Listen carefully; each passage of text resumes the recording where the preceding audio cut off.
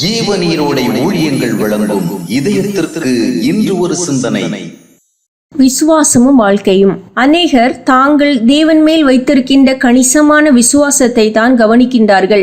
அநேகர் தேவனுக்குன்பாக எவ்வளவு ஜெபிக்கின்றோம் என்பதையே கவனிக்கின்றனர். அநேகர் தேவனுடைய ஆசீர்வாதங்களை குறித்து வேதாகமம் கூறுவதையும் அதனை தாங்கள் நம்புவதையுமே கவனிக்கின்றனர். எனவே தாங்கள் எதிர்பார்த்த நன்மைகள் தங்களுக்கு கிடைக்காமல் போகும்போது இத்தனை விசுவாசம் வைத்தும் இத்தனை ஜெபங்கள் செய்தும் இத்தனை எதிர்பார்ப்புகளோடு தேவனை தேடி எந்த பலனும் இல்லாமல் போய்விட்டதே. எனவே தாங்கள் எதிர்பார்த்த நன்மைகள் தங்களுக்கு கிடைக்காமல் போகும்போது இத்தனை விசுவாசம் வைத்தும் இத்தனை ஜபங்கள் செய்தும் இத்தனை எதிர்பார்ப்புகளோடு தேவனை தேடியும் எந்த பலனும் இல்லாமல் போய்விட்டதே என்று மிகவும் வருத்தப்படுகின்றார்கள். ஆனால் விசுவாசத்தையும் ஜபத்தையும் கவனிக்கின்ற பலர் கவனிக்க தவறுகின்ற ஒன்று அவர்களின் வாழ்க்கையை பற்றி. தேவன் நம்மை விசுவாசிப்பதற்காக மட்டுமல்ல, அவருக்கு பிரியமான ஒரு வாழ்க்கையை வாழும் அழைத்திருக்கின்றார். நம் விசுவாசம் பெரியது உண்மை, ஆனால் நம்முடைய கீழ்ப்படிவு எவ்வளவு உண்மை என்பதை கவனிக்கிறோமா? நம்முடைய விசுவாசம் மலையளவானது என்பது உண்மை, ஆனால் நம்முடைய குணநிலைகளும் பண்பு நிலைகளும் எவ்வளவு என்பதை யோசிக்கின்றோமா?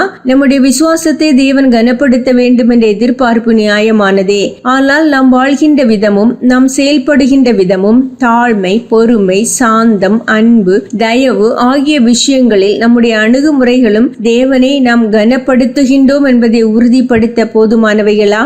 நம்முடைய ஜபங்கள் கெத்செமனே ரகங்கள் தான், ஆனால் நம்முடைய வாழ்க்கை முறைகள் பரிசுத்த ரகமானவையா? நம்முடைய விண்ணப்பங்களும் வேண்டுதல்களும் அந்நாளுக்கு ஒத்தவைகள் தான், ஆனால் நம்முடைய வாழ்க்கையில் அந்நாளை நினைவுபடுத்தும் விதமான ஒரு ஒப்புக்கொடுத்தலின் அனுபவம் உண்டா? பரிசுத்தமான ஒரு வாழ்க்கை பின்னணியோடு நாம் வைக்கும் விசுவாசமும் நாம் ஏறெடுக்கும் ஜபங்களும் தான் தேவனை பலவந்தம் செய்யும்.